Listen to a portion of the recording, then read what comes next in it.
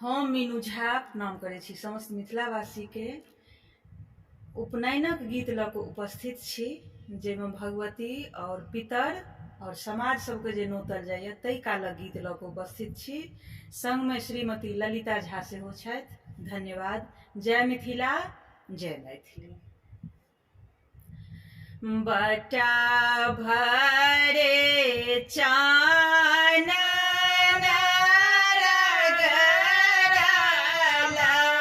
पान पात्र लेखाला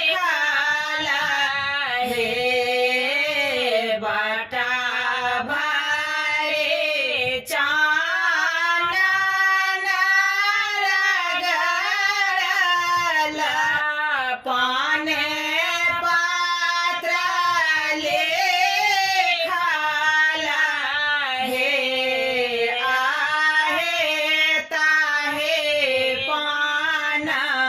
नोता गोसाओने जे नित पूजता थे के है आहे ताहे पान नोता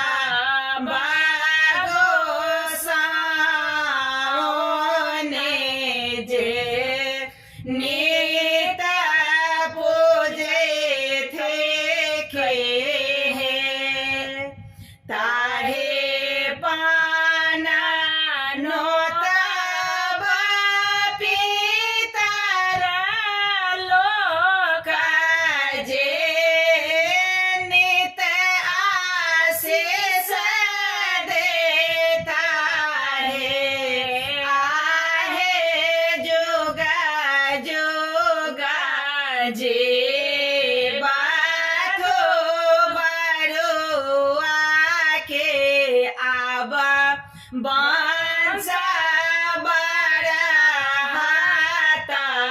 है ताहे पान नोता कुटुम लोक जाहे